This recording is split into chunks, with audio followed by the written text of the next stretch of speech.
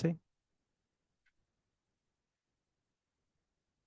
Bueno, les decía que vamos a tener por hoy un cambio en el tema. Hemos estado estudiando, teniendo una serie de mensajes acerca del libro de Jueces. Hoy quiero que vayamos a Lucas. ¿Qué enseña Dios? Algo importante, ¿qué enseña Dios? Y pensaba yo, se acerca el 8 de diciembre, el 7 de diciembre, el 8 de diciembre, ¿qué enseña Dios acerca de las velitas? ¿De dónde surgió el tema de la práctica que es religiosa, pero termina siendo cultural, por lo menos en Colombia, y estoy seguro que en otros países de Latinoamérica, Centroamérica y en otros lugares, donde se utiliza esta fecha para, para prender las velitas donde muchas personas no saben ni por qué lo hacen? Entonces primero a mirar el trasfondo, cómo surge, de dónde sale el tema de las velitas y luego mirar qué dice la escritura. Entonces nace el 8 de diciembre de 1854. El 8 de diciembre de 1854, uno de los jerarcas de la Iglesia Católica, de los llamados Papa, el Papa Pío IX, proclamó fiesta en ocasión de celebrar, y esto estoy citando textualmente, o sea, lo que voy a decir no es que lo creamos nosotros ni que lo enseñemos nosotros, sino que es la razón que se dio para celebrar el Día de las Velitas. Es celebrar el Día de la Inmaculada Concepción de la Virgen María. Entonces decía que, entre comillas, la doctrina que sostiene que la Santísima Virgen María fue preservada inmune de toda mancha de culpa original desde el primer instante de su concepción, ha sido revelada por Dios y debe ser firme y constantemente creída. Cierro comillas. Eso fue lo que escribió el Papa Pío IX como razón de colocar esa celebración que se hace anualmente para esas fechas, por lo menos en Colombia y en otros países seguramente de nuestro entorno. ¿En qué parte de la Biblia dice que María fue sin pecado concebida? ¿Cierto? Ese es el punto. ¿En qué parte de la Biblia dice que María fue sin pecado concebida? Entonces, la celebración de las velitas el 8 de diciembre nace para conmemorar esa enseñanza de la Inmaculada Concepción de la Virgen María. Pero, ¿qué enseña Dios? ¿Qué dice Dios? Entonces, ahí es donde vamos a Lucas, capítulo 1. ¿Qué dijo el ángel Gabriel? Lucas, capítulo 1, versículo 26, donde el ángel Gabriel aparece a la jovencita llamada María, virgen, que estaba comprometida, pero aún no en matrimonio, no viviendo, no teniendo vida conyugal. Aparece el ángel Gabriel allí en el mes sexto, dice, versículo 26, al sexto mes, el ángel Gabriel fue enviado por Dios a una ciudad de Galilea llamada Nazaret, a una virgen desposada con un varón que llamaba José de la casa de David, y el nombre de la virgen era María. Y entrando el ángel en donde ella estaba, dijo: Salve, muy favorecida, el Señor es contigo, bendita tú entre las mujeres. Mas ella, cuando le vio, se turbó por sus palabras y pensaba: ¿qué saludo sería este? Entonces el ángel le dijo: María, no temas, porque has hallado gracia delante de Dios, y ahora concebirás en tu vientre y darás a luz un hijo, y llamará su nombre Jesús.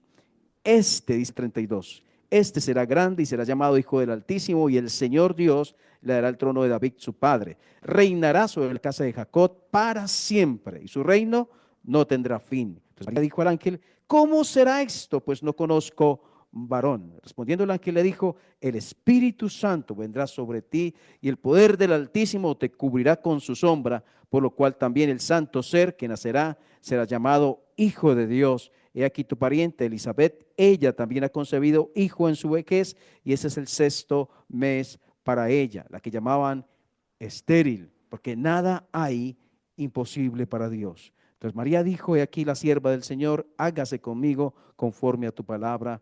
Y el ángel se fue de su presencia. Es importante entonces qué dijo el ángel Gabriel, ya que lo que él dijo no es importante porque él lo dijo, es importante porque está en armonía con lo que Dios quería que se dijera. Esa es la importancia de lo que dijo el ángel Gabriel. El mensaje no lo dijo porque él quiso, sino porque fue enviado, dice el versículo 26, fue enviado por Dios. Entonces, el mensaje entregado por el ángel Gabriel no es tan la importancia por ser un mensaje del ángel, sino porque era un mensaje de Dios mismo para María. Ahora, se encuentra, saluda a María y le saluda: el Señor es contigo, bendita tú entre las mujeres. Esto lo tienen, creo que lo han incorporado a un rezo de la Iglesia Católica: bendita tú entre las mujeres. Y es cierto, lo dice la Escritura: bendita tú entre las mujeres, es escritural. ¿Por qué? Porque es una mujer que tuvo un privilegio enorme que ninguna otra mujer en la historia lo tuvo, lo tiene o lo tendrá. El haber tenido en su vientre al Creador de los cielos y de la tierra. Eso no tiene medida, no tiene definición, no tiene comparación, no tiene nada que se le iguale. Ninguna mujer, aparte de María, tuvo una experiencia así. Tal vez por eso es que se deduce que ella tuvo algo especial, tal vez nunca pecó, o bueno, para tener, eh, para ser beneficiaria o para ser objeto de semejante privilegio. Lo importante no es lo que deduzcamos o las razones que busquemos, sino qué dice Dios, qué dice el Señor. Entonces, lo que sí dice es que es bendita entre las mujeres, eso dice, y que el Señor es con ella, también lo dice. Pero ¿qué más dice de María? Versículo 30, que ella había hallado gracia delante de Dios. ¿Qué más dice? Y miren, el versículo 31, y ahí en adelante, 31, 32 y 33, no hace referencia a María, sino a quién: al Señor Jesús. Miren lo que dice del Señor Jesucristo. Primero le dice que será un hijo y que llamará su nombre Jesús. De él dice, de él, este será grande y será llamado Hijo del Altísimo, y el Señor Dios le dará el trono de David su padre. No dice les dará, a ti María y al Señor le dará el trono. No dice ustedes, María y Jesús, son grandes.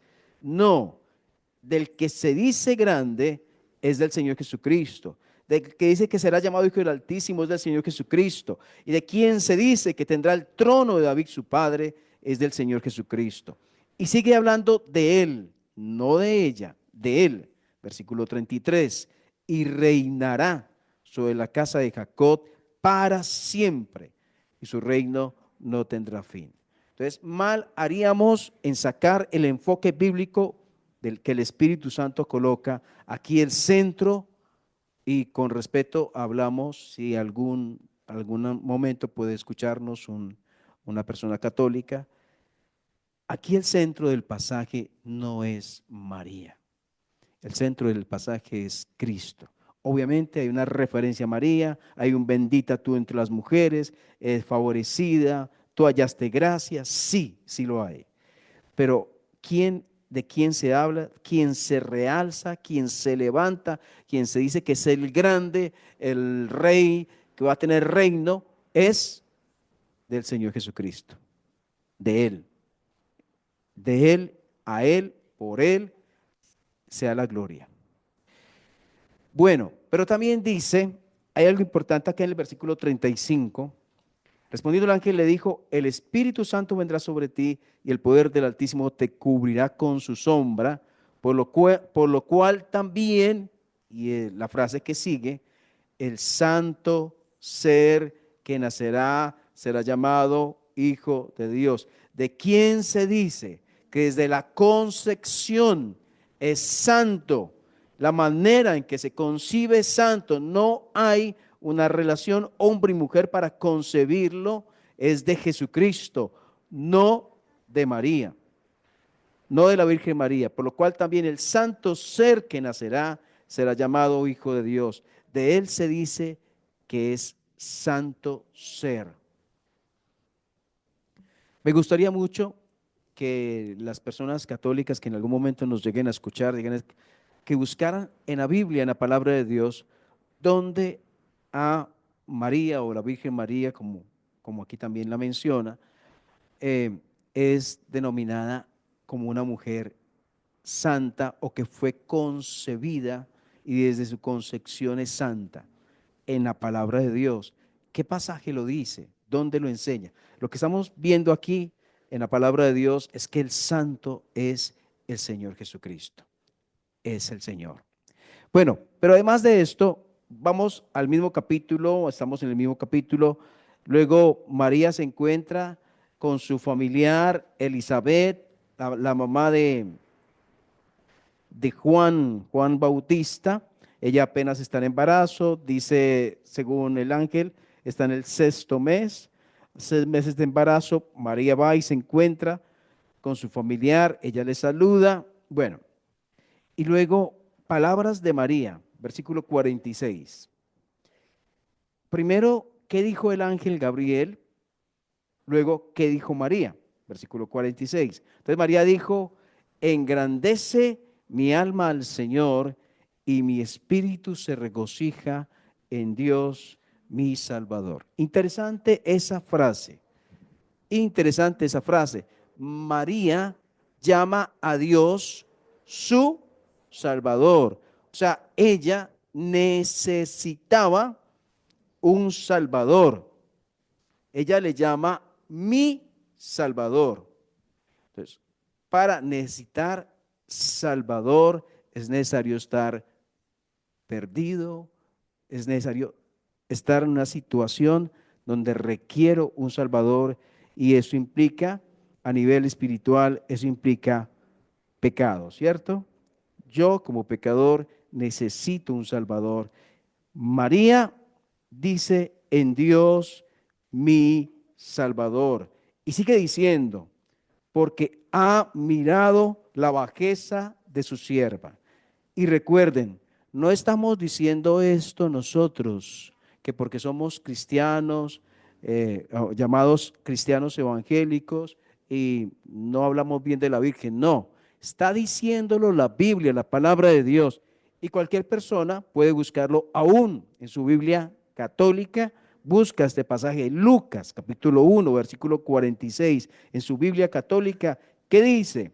Y el versículo 48, ¿qué dice? María dijo, ha mirado la bajeza de su sierva, pues he aquí desde ahora me dirán bienaventurada todas las generaciones, porque me ha hecho grandes cosas el poderoso, santo es su nombre. De quien se dice santo es del ser que nacerá, y de quien se dice santo es su nombre es de Dios. No más, no hay otro santo allí. Versículo 50, y su misericordia es de generación en generación a los que le temen. Ella le llama mi Salvador, ella dice, ha mirado la bajeza de su sierva.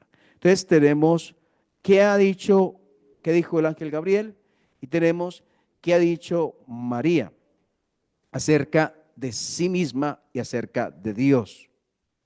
Ahora, ¿qué hizo María? Lo encontramos en Hechos capítulo 1. Hechos 1 dice después, versículo 12, después de la ascensión del Señor Jesucristo allí en el monte de los olivos con los discípulos, ellos regresaron a Jerusalén a comenzar su vida sin la presencia física del Señor Jesucristo, pero sí con su presencia siempre con ellos a través del Espíritu. Hechos 1:2 dice, entonces volvieron a Jerusalén desde el monte que llama del Olivar, lo leemos en otra parte, monte de los olivos, el cual está cerca de Jerusalén, camino de un día de reposo. Y entrados, subieron al aposento alto, donde moraban Pedro, Jacobo, Juan, Andrés, sí, estaba ya Jacobo, Juan, Andrés, Felipe, Tomás, Bartolomé, Mateo, Jacobo, hijo de Alfeo, Simón el celote y Judas, hermano de Jacobo. Todos estos perseveraban unánimes en oración y ruego con las mujeres y con María, la madre de Jesús, y con sus hermanos. ¿Qué estaban haciendo ellos, los discípulos? Bueno, un buen ejercicio para ustedes puede ser aprenderse los, los nombres de los 12 discípulos. Hay una canción que luego enseñaré a los niños cuando me acuerde bien de ella, donde están los 12 discípulos allí. Bueno, están los 12 allá, Pedro, Andrés, Jacobo, Juan, Felipe, Bartolomé, Mateo, están en el versículo 13. Pero además, allá hay mujeres con ellas, con ellos. Pensamos tal vez, creo que Salomé, tal vez María Magdalena, pensamos, pero además de ellas, dice, con María, la madre de Jesús. ¿Qué estaban haciendo? Versículo 14. Todos estos perseveraban unánimes en oración y ruego con las mujeres y con María, la madre de Jesús, y con sus hermanos. O sea, ellos no estaban orando a María, ellos no estaban orando a Jacobo, ellos no estaban orando a Pedro, ellos estaban orando con los discípulos, con las mujeres, los discípulos, con María, la madre de Jesús. ¿Y a quién estarían orando? A Dios, a Dios. No hay ejemplo bíblico de una oración realizada a la Virgen María o a María. No hay ejemplo bíblico de una oración hecha a Pedro, a Pablo, a Juan o a cualquiera de ellos. No lo hay. Y cuando el Señor le dice, cuando los discípulos le dicen al Señor, enséñanos a orar, Él no les dice, Santa María, Madre, no, nada de eso. Les dice, Padre nuestro que estás en los cielos, santificado sea tu nombre. No como una oración para que sea repetida continuamente, sino como un modelo de oración para que ellos supieran cómo hacerlo, cómo orar delante de Él. Tanto que en los Hechos de los Apóstoles, donde vemos la vida de la iglesia, no encontramos ninguno de los discípulos repitiendo el Padre Nuestro, porque la idea no era repetir el Padre Nuestro, la idea era que tuvieran un modelo de cómo se ora al Padre. Muy bien. ¿Qué dijo el ángel Gabriel? ¿Qué dijo María? ¿Qué hizo María? Y el Hechos capítulo 4, ahí en adelante la enseñanza de los apóstoles.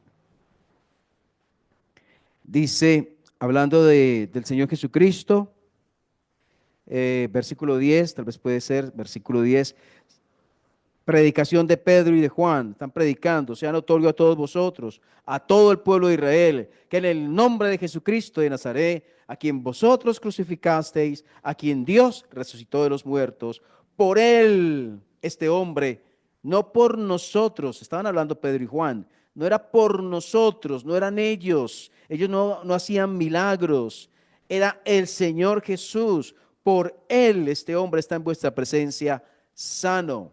El 11, este Jesús es la piedra reprobada, desechada por vosotros los edificadores, la cual ha venido a ser cabeza del ángulo. Y el 12 es importante. Y si tú no te sabes el versículo 12, te invito a que lo aprendas, porque es un versículo muy bueno, que tiene una enseñanza preciosa. Toda la palabra de Dios es preciosa, pero qué versículo, qué enseñanza. Versículo 12, y en ningún otro hay salvación. No hay, porque no hay otro nombre bajo el cielo dado a los hombres en que podemos ser salvos. He escuchado que la Virgen es corredentora. He escuchado, no que la Biblia lo enseñe, he escuchado de la religión popular, que la Virgen es corredentora. Y aquí dice, Hechos 4:12, que en ningún otro hay salvación y que no hay otro nombre en que podamos ser salvos. Solo Jesús es Salvador, solo Jesús es Redentor. La salvación descansa única, exclusivamente en la persona de nuestro Señor Jesucristo. Enseñanza apostólica. Y solo de Jesús se enseña lo siguiente en Hebreos 7:26. Y usted puede repasar la Biblia de Génesis, Apocalipsis, de quién más se dice lo que se dice aquí en Hebreos 7:26. ¿De quién más? Solo de Dios, solo de Jesús. ¿Qué se dice? Dice, hablando de Jesús, Hebreos 7:26, porque tal sumo sacerdote nos convenía.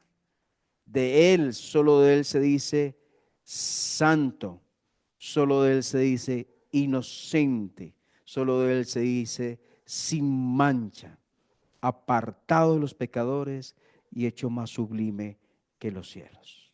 Solo de Jesús. La Virgen María no es inmaculada. Ella creyó seguramente en el Salvador. Ella tuvo que creer en el Salvador para ser salvo. Y tanto así que desde ya la concepción está diciendo mi Salvador. Ella necesitó un Salvador como nosotros también. Seguramente la vida de ella, seguramente la fe de ella estaba basada en las Escrituras.